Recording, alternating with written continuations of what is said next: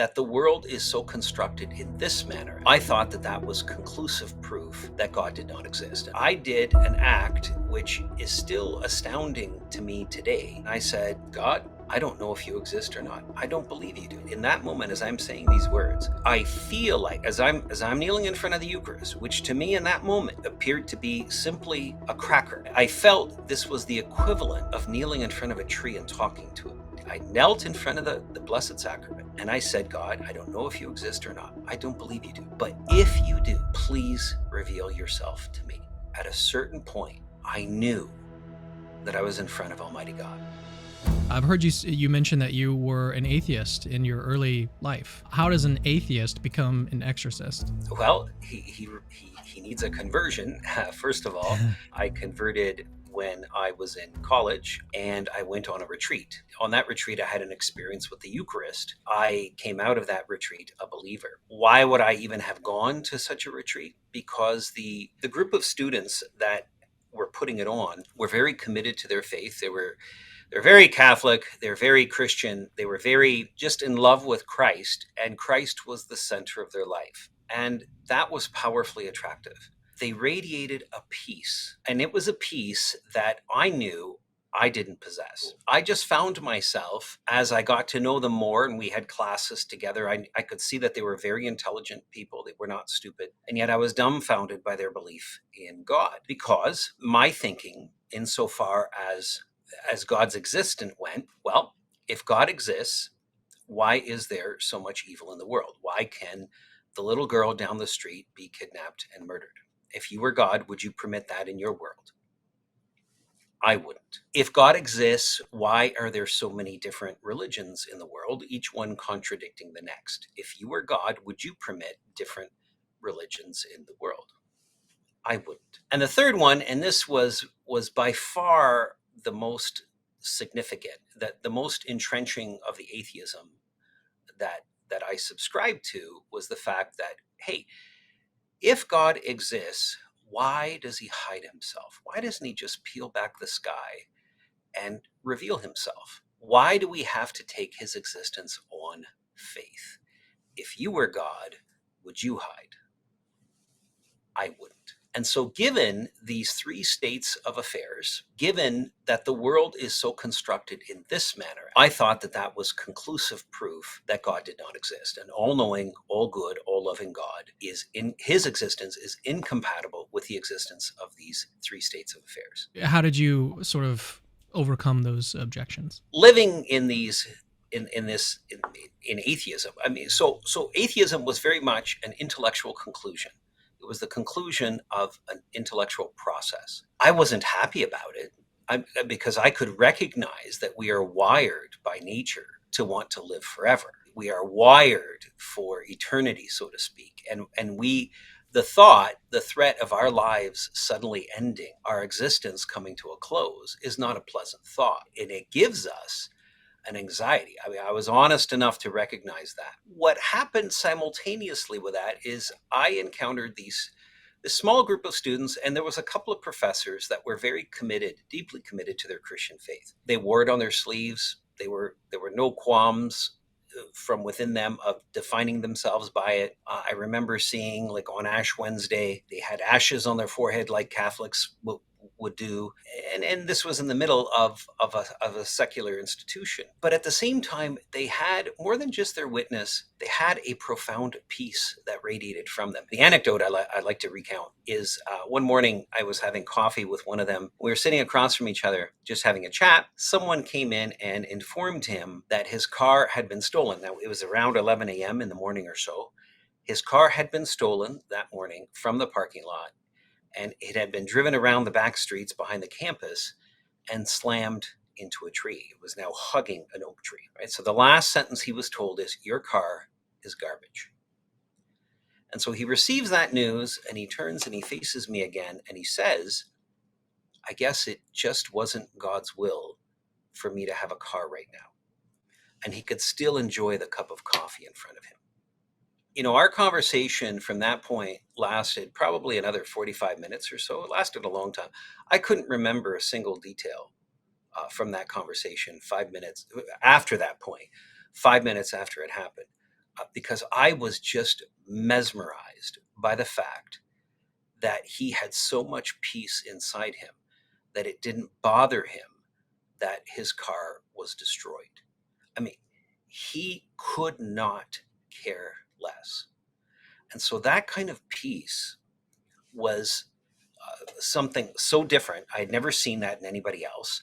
I knew that I didn't have it, and I wanted it. I mean, he had a profoundly amazing art of living. He just lived well. He lived better than anybody else. When the invitation to go on this retreat came about, then I really didn't know what a retreat was. I just knew that I was going to be hanging out with these guys. In fact, when they said the word retreat, what I understood was vacation. And so immediately my response was, yeah, sure, I'll bring the beer. And so it was, I went to this encounter, to this retreat house, and I knew it was a Eucharistic adoration retreat. I had no idea what that was. When I got there, so there were 6 of us, and the 24 hours of the day were divided by 6 persons. And so that means 4 hours per each man. That is a heavy load, to say the least. 4 hours of prayer in front of the Blessed Sacrament, in front of the Eucharist, which Catholics believe to be not a symbol of Christ, but Christ in his physicality. We take Christ at his literal words. And I might add, for that matter, every single Christian did until around the year 1500. So that was a universal and ubiquitous belief in the Christian church. To be a Christian for the first 1500 years of the church meant you believed in Christ's real presence in the Eucharist. At the same time, though, I'm looking in my first adoration shift, my first shift in front of the Blessed Sacrament, in front of the Eucharist, and the Eucharist. For Catholics, we place the Eucharist in a fancy container called a monstrance, which displays the sacred host for adoration, for worship. We worship the host because the host is Christ himself. And so I'm looking at what appears to me to be a cracker. And in that moment, just the fact that I was in a place where I didn't belong hit me. I don't have the faith that these men do. I admire them and I admire what they believe. I admire profoundly how they live, but I just don't share their faith. So I planned my escape. I just wanted out of there. This was in 1996, so it was before cell phones were in use. So I couldn't fake that I had a phone call, that there was some emergency that I had to tend to. I just didn't feel right about telling them, hey, I feel sick. I gotta leave. I had too much respect for them and for their Christianity, which was already compelling to me. It was compelling not at the level of belief, but absolutely at the level of respect. I knew that these people believed something, found happiness within it, a happiness which was mysterious to me, which I was not convinced wasn't some delusion at this point. But what I could not deny was the effect it had in their lives. And so I sat there and I thought, what can I do? I've signed up for 4 hours a day for 3 days. What on earth am I going to do? I couldn't bring myself to lie to them. And I did an act which is still astounding to me today. I got down on my knees and I said, God, I don't know if you exist or not. I don't believe you do. And I have to say that in that moment, as I'm saying these words, I feel like as I'm kneeling in front of the Eucharist, which to me in that moment appeared to be simply a cracker, having the appearance of a cracker, I felt that this was the equivalent of kneeling in front of a tree and talking to it. But nevertheless, I did that. I knelt in front of the Blessed Sacrament and I said, God, I don't know if you exist or not. I don't believe you do. But if you do, please reveal yourself to me. And if you do, if you can give me the faith that I see in these guys, I will give you my life. What happened next is, just as important is what did not happen. I didn't see anything. I didn't hear anything. There was nothing extraordinary that happened. There was no mystical experience. And you know what? Looking back now, I thank God for that. Because if I did, then it perhaps would have been easy after the fact to question my mental state. It would have been easy to, to think that I had some kind of delusional experience because of the stress I was under, because of the situation of being embarrassed in front of these people. I had just come off a very heavy semester at school. It would have been easy to question my mental state. I've never had mental problems, thanks be to God, but it would have been easy to do that. But what did happen was the fact that that hour went by much more quickly than what I had anticipated. I was anticipating an agony, and that's not what happened. 6 hours later, I had I had the first shift of that entire weekend. You know, as luck would have it, or as grace would have it, as Christians would say. 6 hours later, I had the start of my next shift. Again, nothing extraordinary happened, but I was surprised how quickly the hour went by, and there was definitely a sense of peace, a peace that began in that first shift, but it wasn't an overwhelming peace. It was just a peace that was strong enough to take away a kind of anxiety that I was experiencing, wondering, how am I going to kill an hour doing nothing but sitting here? During that second shift, that peace was much more palpable. It still was not overwhelming. Whereas if you can call the strength of the peace on the first shift to be a thread, now it was definitely a string or a rope. There was no desire at all to leave that chapel. But I simply chalked that up to my determination that, you know what, I signed up for these 3 days here, and I'm going to do this. I'm going to do this, and I'm not going to chicken out. I'm going to respect the yes that I gave these people for this invitation, and I'm going to honor them by fulfilling my time here. At the end of that second shift, I left, and I was just so surprised at how fast it went by. By my third shift, which occurred in the middle of the night at 3 a.m., that was the shift where the wheels fell off the atheism wagon, so to speak. And again, I didn't see anything extraordinary. I didn't hear anything. There was nothing mystical to the senses that occurred. However, at a certain point, I knew that I was in front of Almighty God.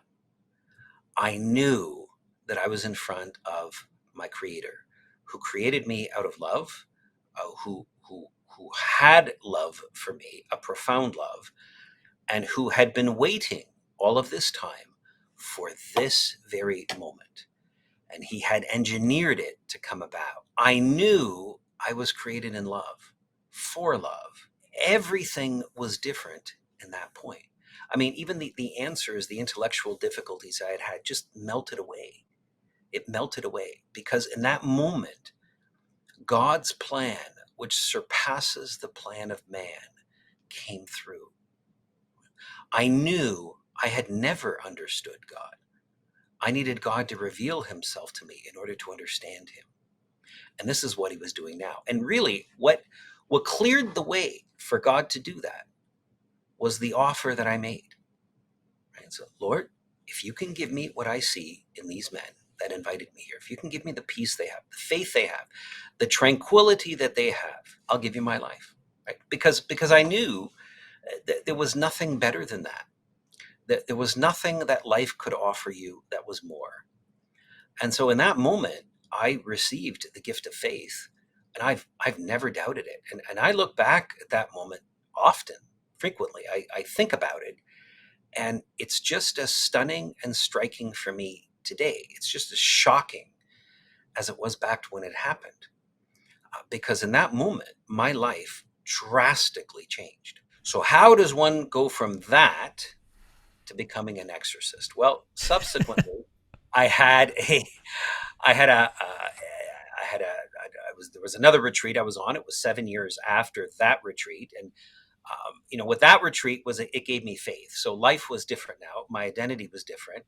I finished my undergraduate studies. I went on and did graduate studies. And then I started a career in teaching. And it was 3 years into my career in teaching, I got a call to the priesthood. I was again on a retreat. And so I I entered seminary, received my formation as a seminarian, and then was ordained and began ministry. And it was during, actually, the year prior to my being a priest, that I was called into my first exorcism. It was a house infestation. At the time, I was ministering at a church staffed by three priests, and they served as exorcists for the diocese. They did the exorcism cases, but they worked with people. And there was just so many cases coming at them that when something like a house infestation would come by, like uh, strange phenomena, harassment stuff happening in a home, one of them just turned to me one day and said, "Hey, Deacon, batter up, go get rid of the devils. There's the holy water. There are the prayers. Make sure you're back by 4 o'clock because we're all going to dinner at 4:30." So that's really how it came back, how it came about. And so I went into that house, and I just kind of knew by instinct. Maybe it was through reading I had done, or maybe it was through conversations with these exorcists. I just don't know. And if it did come about this way, I certainly don't have a memory of it. But I knew that if the devil is there, if the devil is in a place, whether in a person, whether in a thing, in a location, he's there for a reason. That he just didn't all of a sudden set up shop there. He had to be given some kind of jurisdiction there, some kind of rights, and that my job as an exorcist was going to be to discover those rights and take them away. That is the MO, and that remains the MO today. And so I went into this house and I said an exorcism prayer and I blessed it, and that ended the phenomena for the family that was living there.